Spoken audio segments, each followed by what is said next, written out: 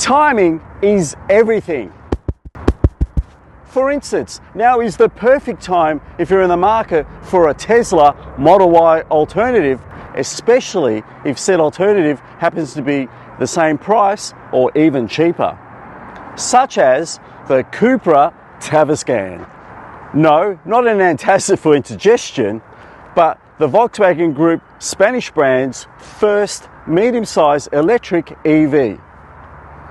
Is it good enough to catapult Cupra into the big time in Australia? My name is Byron Mathioudakis for CarsGuide.com.au, and I'm here to find out. Let's go.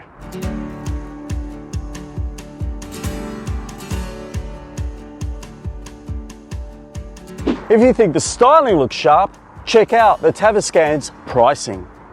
Kicking off from just under $61,000 in base endurance grade, this is a single motor rear-wheel drive spec with a usefully larger battery for better range than almost all competitors above as well as below its price point.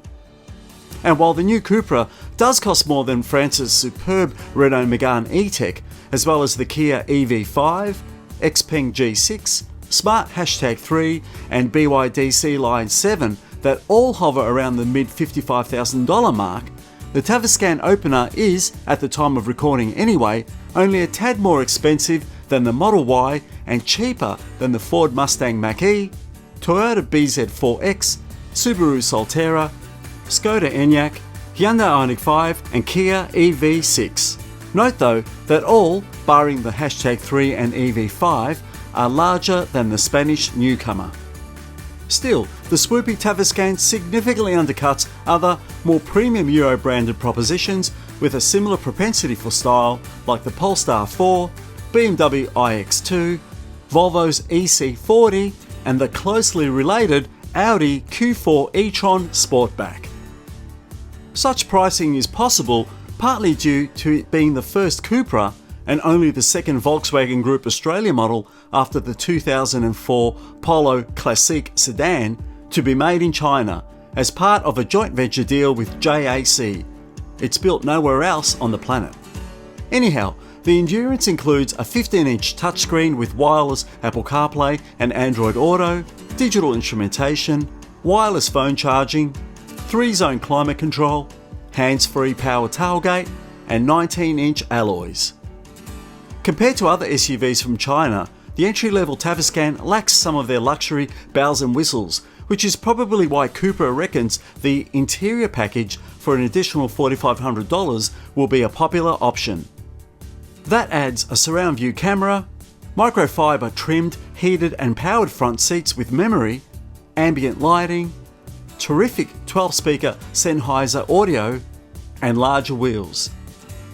Most of these items are standard in the flagship VZ that, from under 15k more, also scores a second electric motor for more muscle and all-wheel drive grip, a glass roof, thankfully with a sunshade, 21-inch alloys, and matrix LED headlights with adaptive functionality.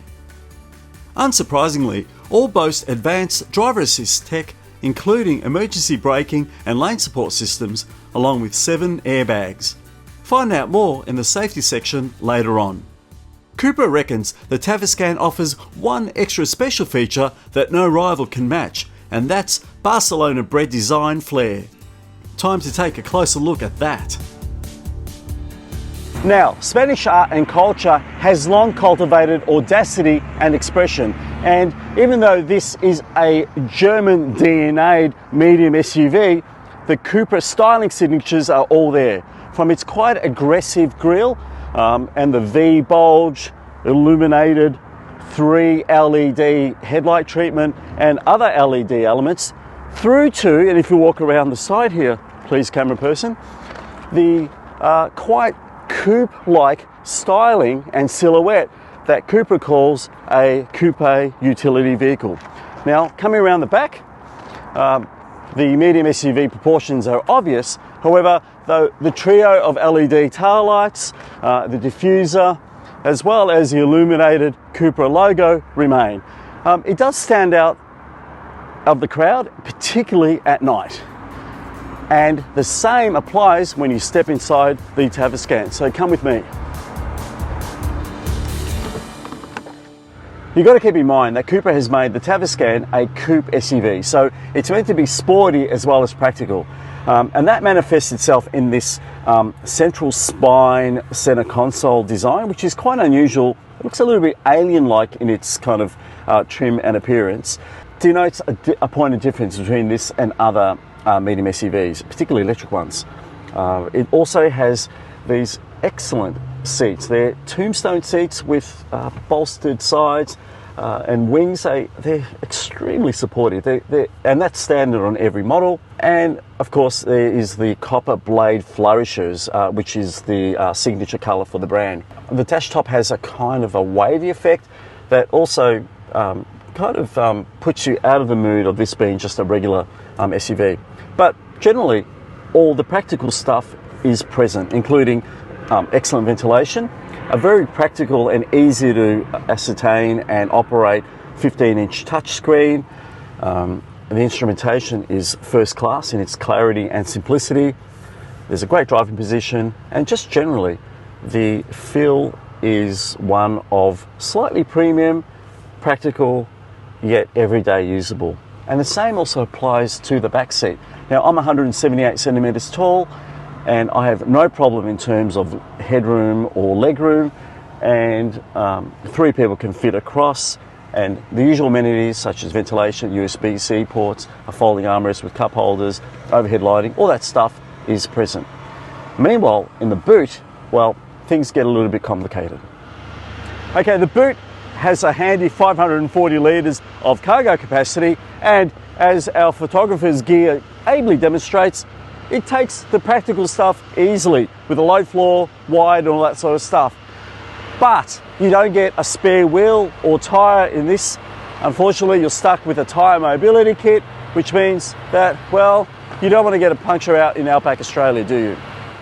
Now, plenty of vehicles use the Volkswagen Group MEB architecture, but Cupra's engineers have managed to engineer something that's a little bit sportier as well as more athletic. An electric motor is mounted to the back axle and powers the rear wheels only in the Endurance for a 0 to 100 km sprint time of 6.8 seconds, while the VZ adds a second, smaller electric motor onto the front axle. Besides providing the extra traction of all-wheel drive, the resulting additional power and torque sees those acceleration times slide to a speedy 5.5 seconds.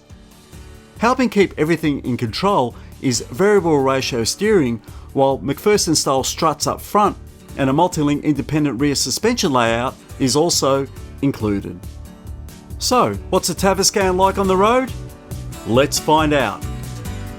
So, you know how Cupra reckons that this is a coupe SUV, but with the Cupra brand values of sportiness? Well, the great news is that I'm here to tell you that that is actually true.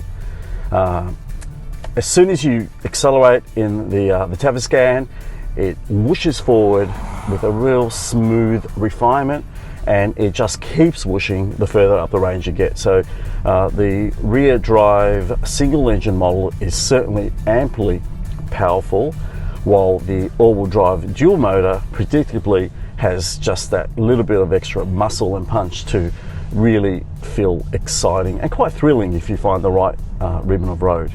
Speaking of which, the steering is superb.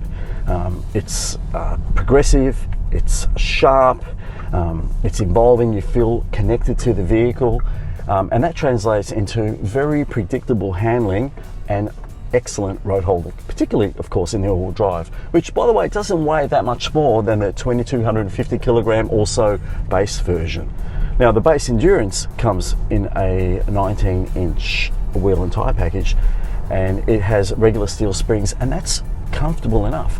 Like I'm shocked at how well it traverses across some of the less desirable roads here in South Australia. It's never uncomfortable. It's got sufficient suppleness, and it's good. The only criticism I have there is that you do kind of hear the suspension working, and that's okay because once you've got passengers or you've got the radio going or that sort of thing, you won't even notice. Moving on to the 20-inch additional pack version, which gives you a lower profile and wider tyre, it does feel a bit firmer, but again, it's sufficiently comfortable. It's good enough. While the 21-inch standard wheel and tyre package on the all-wheel drive VZ, well, that benefits from the fact that it's got adaptive dampers, and what that does is that it soaks up bigger potholes and that sort of thing in a way that even the 19-inch version can't. So whichever way you look at it, you kind of get your cake and you can eat it too with the Tavascan, because it is dynamic, it's sporty and athletic, yet it is refined and comfy enough to be an everyday family car. Criticisms, well, I've already mentioned that you can hear the suspension working on some of the models, but that's hardly a criticism. One of the cars had a little bit of a squeak and rattle coming from the dash, which I couldn't locate, and there is some road noise that comes through on coarser bitumen, which seems to be absolutely de rigueur in any German engineered vehicle. Other than that though, it's a very impressive and satisfying driving experience. Really, I think Cupra have done a top job and they should be proud. The Tavascan's engineers also ought to give themselves a pat on the back when it comes to efficiency. Positioned down low and centrally to help achieve a near 50-50 weight distribution, a 77 kilowatt-hour lithium-ion battery pack delivers nearly 535 kilometers of WLTP range in the Endurance and a whisker under 500 k's in the VZ. Charging from empty to full at home can take nearly 40 hours or about 12.5 hours with an optional 7.4 kilowatt wall box, while a 10 to 80% top-up using a typical 50 kilowatt fast charger needs about 75 minutes or under half an hour if you find a super fast and super rare 150 kilowatt outlet. The official combined average consumption numbers are on your screen right now. So much for the theory. Around Adelaide's roads here in South Australia, we manage between 15 and 22 kilowatt hours per 100 kilometres, which isn't too bad. The Tavascan also delivers an impressive showing on the safety front, scoring a 5-star Euro NCAP crash test safety rating. Advanced driver assist tech, including AEB autonomous emergency braking and rear cross traffic braking, lane support systems, predictive adaptive cruise control, and safe vehicle exiting are all standard, along with 7 airbags, including one between the front seat occupants. You'll find more safety details in my written review at CarsGuide.com.au. Here's where the Tavascan loses a bit of steam. Each Tavascan is covered by a 5-year unlimited kilometre warranty, which is only average nowadays and below the 7 and even 10 years that some other EV brands provide. Service intervals are every 2 years or 30,000 kilometres at a listed cost of $485 per visit. Alternatively, owners can pre-purchase 6-year and 10-year servicing packages from about $1,300 and $2,200 respectively. Finally, Cupra also provides owners with the option of organising home or workplace AC charging solutions via JetCharge, offering an $1,800 light or $2,300 maxi charger including installation. So, are all these enough to get the Tavascan over the line for you? Like all Cupras, the Tavascan is stylish, practical, fun to drive and affordable. But what it does, it brings that formula to the electric premium medium SUV market, and that I think is enough to topple the Tesla Model Y. Don't forget, you can read the full review at CarsGuide.com.au, and as always, thanks for watching.